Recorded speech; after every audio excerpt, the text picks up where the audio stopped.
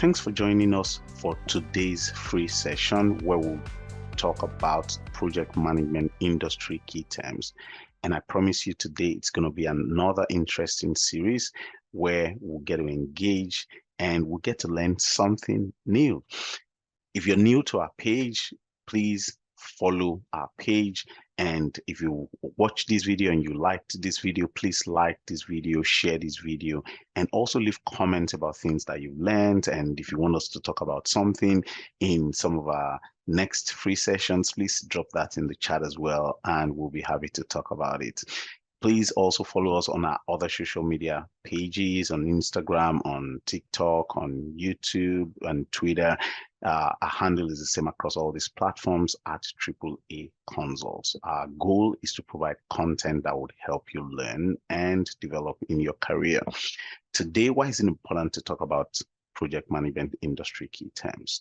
It's important because as project managers, we need to know these terms. These are the language, or this is the language of the industry, right? For you to say you do something, you must be able to speak the language of that industry. And today we're going to talk about these key terms.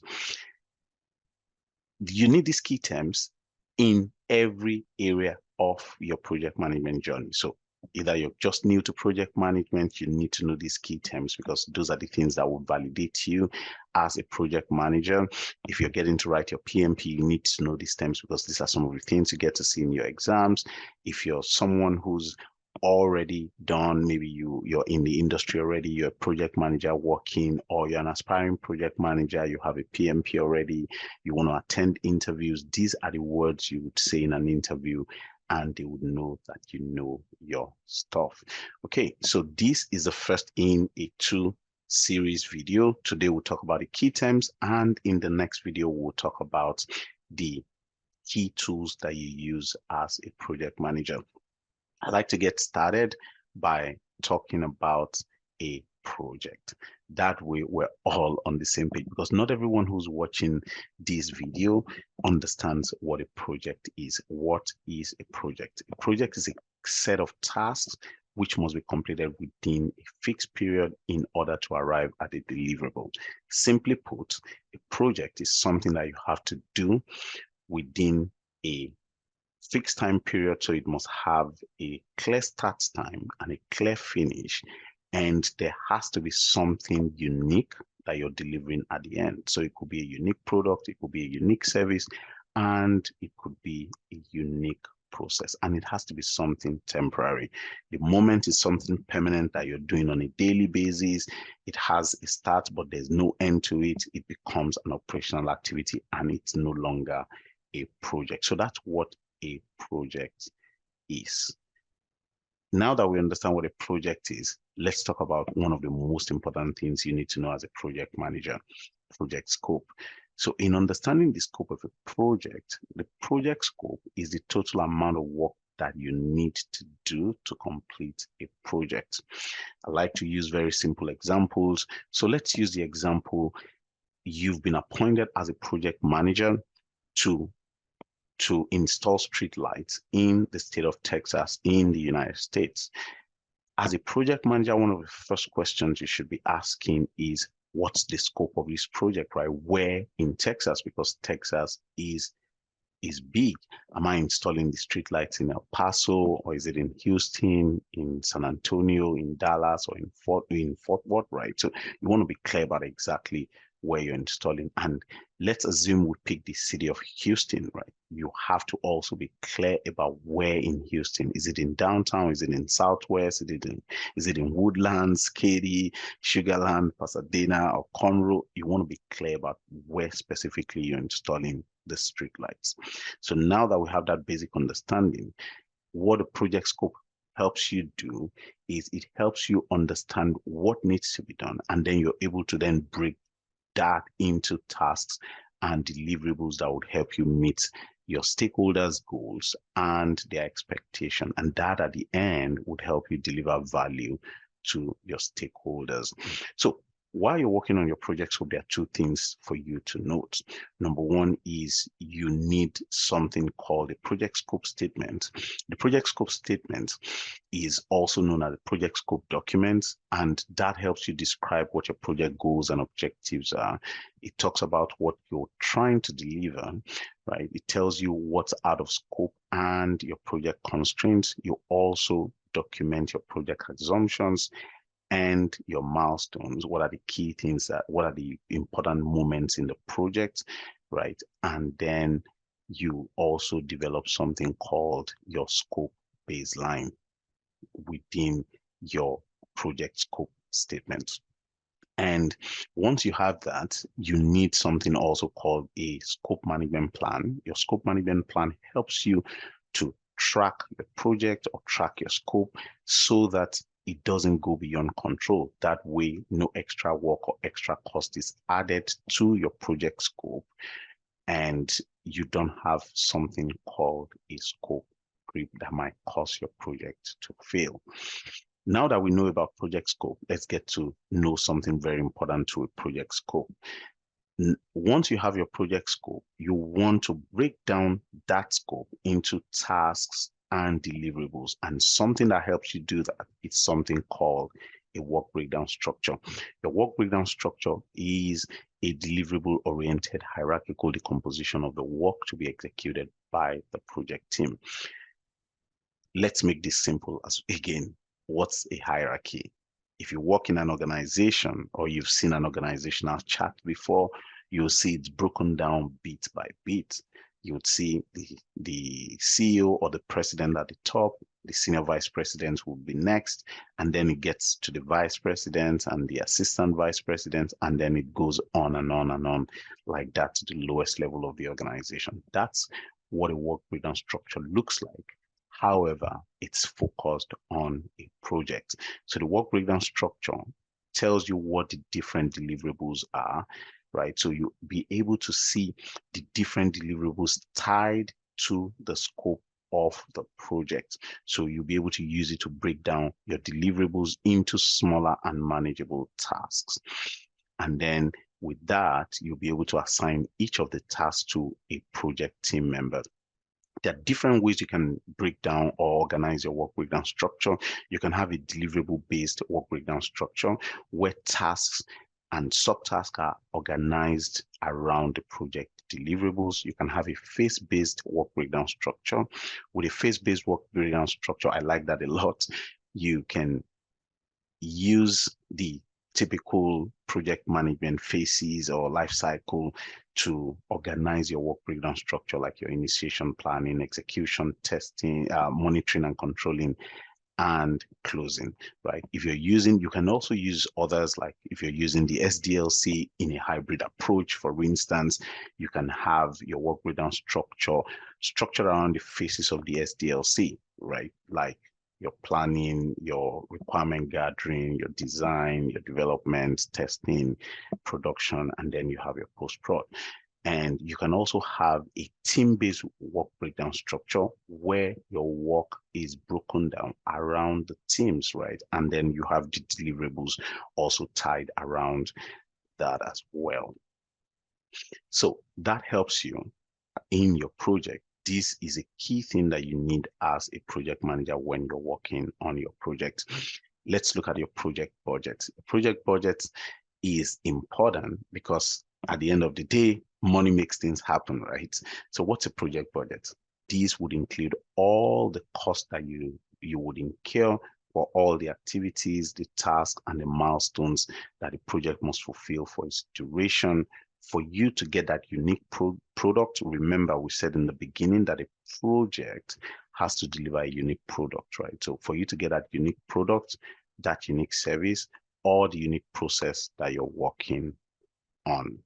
So when you break down your budget, there's a way you do that, right? So if you're doing a typical bottoms-up approach, you would start with your activity estimates, you have your work package estimates, your control account estimates, your project estimates, and then you have your contingency reserve, which is reserved for the risks that you've already foreseen on the project. All that will be rolled up into something called the cost baseline. And you could also have something called a management reserve that is not within your power as a project manager. All that. So your cost baseline plus your management reserve becomes your project budget. There are different ways for determining projects on your budget on a project. You could use something called your analogous estimation. You could use parametric estimation. You can use the top-down approach. You can use the bottoms-up approach. You can use the 3-point estimates as well.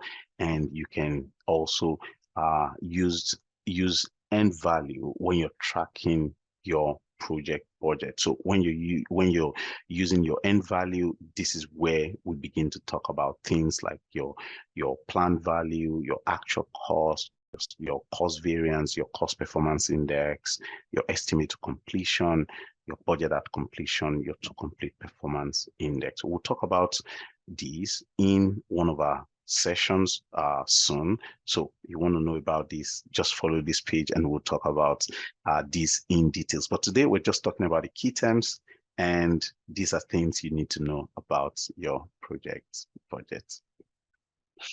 Let's take a look at our rates log. So the rates log is a very important document or a very important tool, simple but powerful for you to capture and track your project risks, the actions, issues, and decisions. If you go online, you'll find that RAIDS is being defined as different things, but project management standard, this is a risk, actions, issues, and decisions log. What's a risk? A risk is a potential event or activity that may have a negative consequence for your project, or it could also have a positive effect on your project. So a risk could be positive or it could be negative. What's an action? The action is what your team needs to complete for them to be able to accomplish their task or respond to issues within the project. And issues are problems that arise during the project. And then the last one, which is decisions, would be key decisions that are made within the project, and who made those decisions and what was the reasoning for them making those decisions. The RAIDS log have its own advantages. It's very important that as a project manager, you're keeping one with a RAIDS log. All your team members would understand what the expectations are. They know where things are within your project.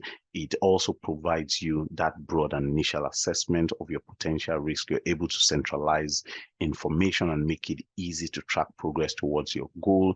You're using it to create a visual to organize information for easy referencing at every stage of the project. You use that to invite members. All members can come together and coalesce around one single document where they can see where things are documented.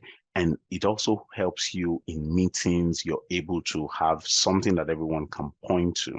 And as a project manager, this also helps you monitor progress on your project. Are you handling your risk the right way? Is it being looked at? For instance, your actions, are people taking action when they should be taking actions? And it also serves as a communication tool as well. So this is a powerful tool, and this is one of the key terms that you need to know as a project manager. Let's take a look at dependencies. Dependencies is something you hear a lot on projects, and dependencies is a series of tasks that are interrelated. So something that defines the relationship between two project elements, where if there's a change to one, it may also lead to a change in the other. There are different types of dependency in a project, but today I'll just limit it to a few. And we'll talk about the first one, which are external dependencies. So you could be working on a project and you have something external to that project that could have a direct impact on your project. You could also have a knowledge dependency, which would be your project or a component of your project, depending on lessons learned from other projects or experience from similar projects. And you could have organizational dependency, a resource dependency, where your project is dependent on certain resources being available. It could include technology, personnel, budget, material from your organization. The most common one would be your task dependencies, right? So task scheduling dependencies, where you would, if you're familiar with project management, you would have heard this before: you're finished to start, you're finished to finish, start to start, and start to finish. So these task dependencies talk about what needs to happen for one task to proceed. So if a task needs to finish for another one to start, if one needs to finish for another to finish, if one needs to start for another to start, and if another one has to start for another one to finish. So that's the task dependency. This is the most common dependency you would find as a project manager, especially when you're building your project schedule. Let's talk about deliverables. Deliverables are very important in a project, because without deliverables, there's no point working on the project, because this is the result of your project activities. So this would be any product, any service, or the results that has to be completed for you to say you have a finished project. Guys, remember that you're working on a project to deliver value to a stakeholder. In working on that project, in delivering value to that stakeholder, there has to be something you're giving to that stakeholder. So it could be a product, it could be a service, right, that you're delivering to that stakeholders. And your deliverables have to be measurable. There must be something specific, and also time bound. So it's very important that you also understand that your deliverables can be tangible and they could be intangible. There are different deliverables on projects. You could have the typical project deliverables, like your charter, your business case, your plans, right? Your work breakdown structure that we spoke about today, your status reports. You could have things like your test plans when you're working on an agile project. Your increments is a deliverable as well. Software releases could be deliverables. You're doing prototypes, those are deliverables. User manuals, your training materials, those are could be deliverables on a project. Like I mentioned earlier, deliverables are very important because projects are done to deliver value, and you want to make sure that you're delivering that value for your stakeholders. Something that is also commonly used now, which is more of an agile concept, but it's also used in traditional and hybrid projects as well, is a definition of done. The definition of done, which is DOD, is a shared understanding of what it means for your work to be finished, and that ensures that the increment is meeting the quality requirements for the product. What's an increment? An increment is something that you typically get out of a sprint, right? And now we're getting into agile, but let's just give it to a definition of done. Definition of done in layman terms means, how do we know that value has been delivered for that specific deliverable that you're handing out to your customer, right? So the definition of done could, typically would have specific requirements, especially when we're talking about agile. And those requirements could be things like you have your code written and your code is reviewed, testing is completed. If you have a documentation, all the necessary documentation have been updated. Your acceptance criteria have been met, which is very important, because the acceptance criteria talks about what needs to be satisfied for that work to be completed, right? And then if you're deploying, it has to be deployment ready. So those are things you want to understand with your definition of done. Now that I've stepped into the agile arena, let's talk about what agile is. So agile is more of a mindset, and you have a set of practices that use the 4 values of agile and the 12 principles. So agile itself is actually not a methodology. You have different methodologies around it, things like your Scrum, your Kanban, that are built on the 4 values and the 12 principles of agile. What are those 4 values? Those 4 values are individuals and interactions over processes and tools, working software over comprehensive documentation, customer collaboration over contract negotiation, responding to change over following a plan. And then you have the 12 principles that I won't be able to go into today, but in summary, the 12 principles talk about things like welcoming change even late in development, making sure that the customer is satisfied, ensuring that the developers and business people are collaborating throughout the project, building projects around motivated individuals, ensuring that information is conveyed in meetings, in face-to-face meetings, making sure that at the end of it all, you're delivering a working software. And Agile does not apply only to information technology. Agile applies to different projects now. So Agile has been adopted. It started in information technology, but it's been adopted in different areas of project management today. Let's talk about the most popular Agile framework, Scrum. So Scrum is a lightweight Agile team collaboration framework that is designed to help teams collaborate on complex products iteratively and incrementally to deliver high value. So Scrum is guided by the 5 Scrum values, which are commitment, courage, respect, focus, and openness. And what Scrum does is it allows the team to work in smaller bits, right? And then you're delivering bit by bit. That's what Scrum helps you do.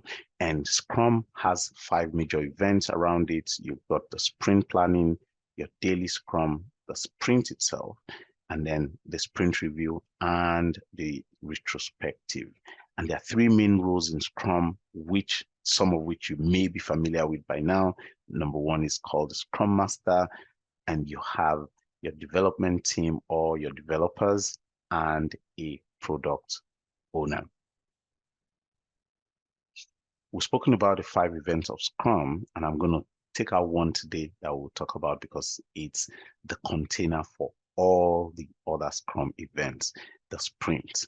The sprint is a 1 to 4 week period for you to be able to create what's called a potentially shippable increment. So that's what your sprint is. The other Scrum events that I mentioned earlier, for instance, your sprint planning, your daily Scrum meeting, your sprint review meeting, your retrospective meetings are all meetings. The sprint is the container for all these events, and the sprint determines how long these other events are, except for the daily Scrum. The daily Scrum is a fixed time event, but the others depend on the length of your sprint. So what does the sprint help you to do, right? The sprint helps you to keep your work contained within a specific time frame. That's what it does. So it's time boxed, and it's also time boxes the other events that you have. And the sprint helps you ensure that you have what's clearly called a sprint goal, and nothing would endanger that sprint goal. That's what the sprint helps you to do. It also helps you to ensure that quality does not decrease. It helps you to ensure that you're taking the most valuable work from your product backlog and you're working on it. So that's what the sprints help you to do. Let's take a look at our product backlog now that I've mentioned the product backlog. So the product backlog is an ordered list of work items that you need to accomplish to deliver and improve the product that you're working on in an agile project.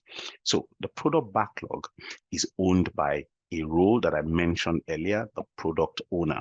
So the product owner is responsible for the content, the availability, and the prioritization of the product backlog. It helps you prioritize everything that you're doing, everything that is needed for the product, and is a single source of requirement for any change that has to be made on the product.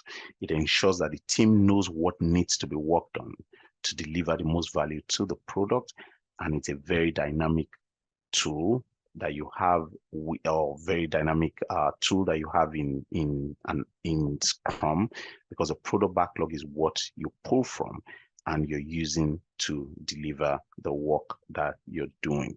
The product owner is the one who owns the product backlog. As I mentioned earlier, the product owner ensures that the backlog is visible, is transparent, and clear to everyone who's working on the product. And the product owner advocates for the customer using the product backlog by prioritizing items on it by value, risk, and necessity.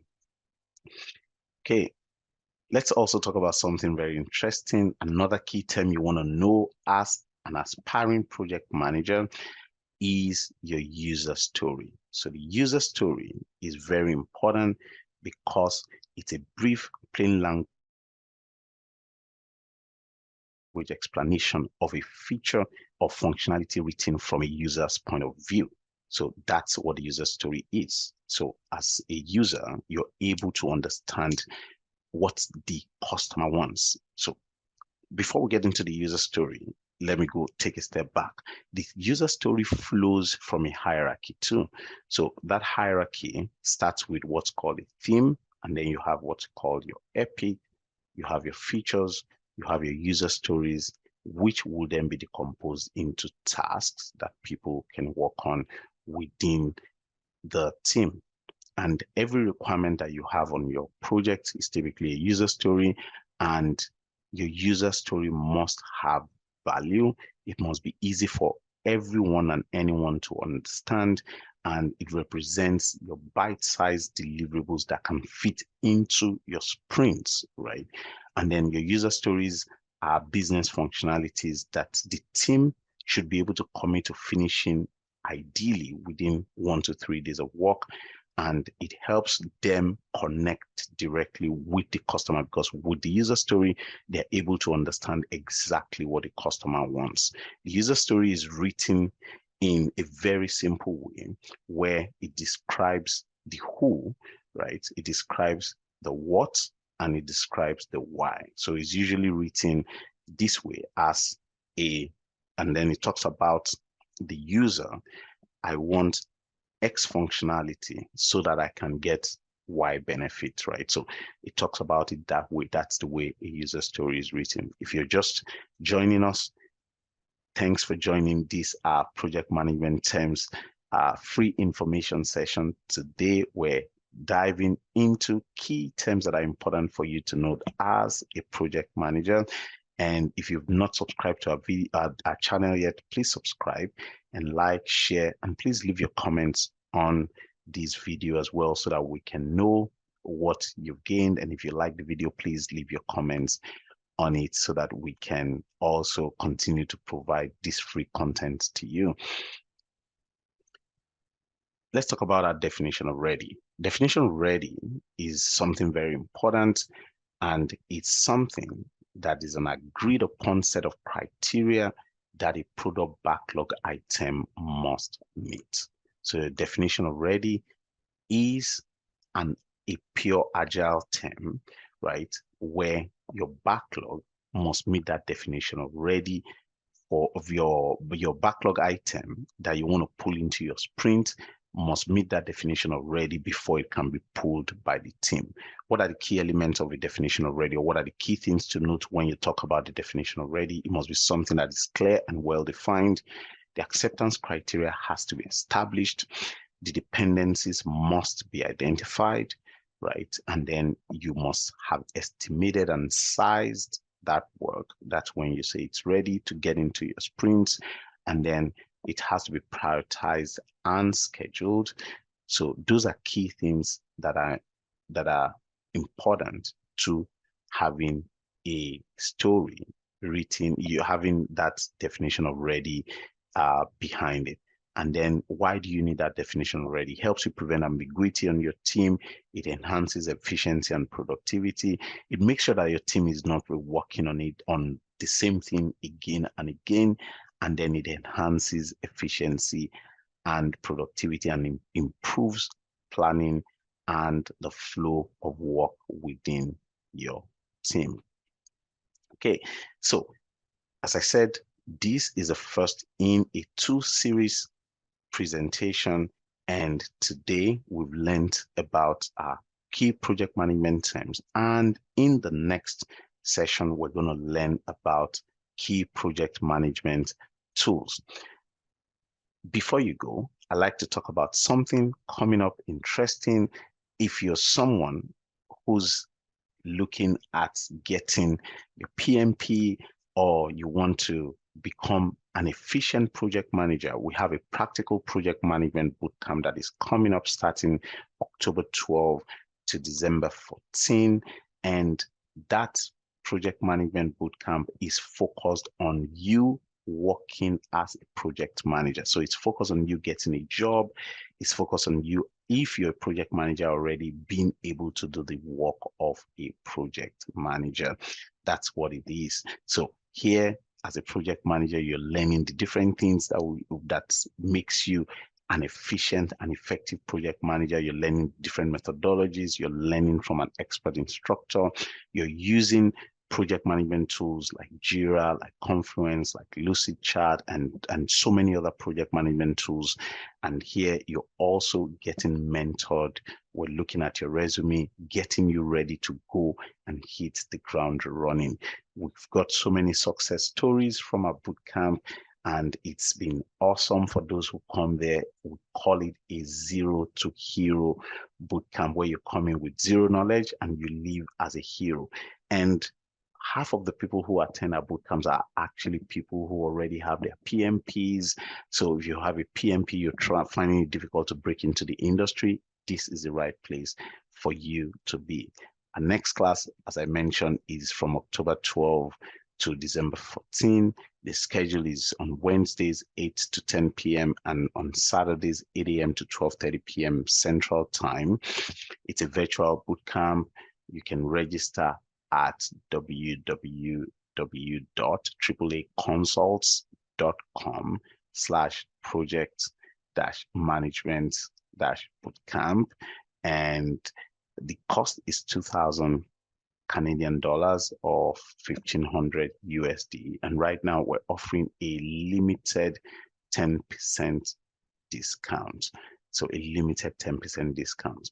Now that you've learned about these key project management terms, what's next for you? I want you to practice. Listen to these videos again and again and again, so that way you gain that knowledge and you don't lose it. Also follow our channels on Instagram, Twitter, YouTube, and TikTok at AAA Consults. If you've got questions, please reach out with those questions. We'll be glad to provide answers for you, as we do usually. And you're also free to join our next learning sessions, our free learning session. And once again, guys, practice. We want you to be the best that you can be. And in being the best, remember that practice makes you perfect. Thanks once again for joining us today. We'll get to see you in our next video.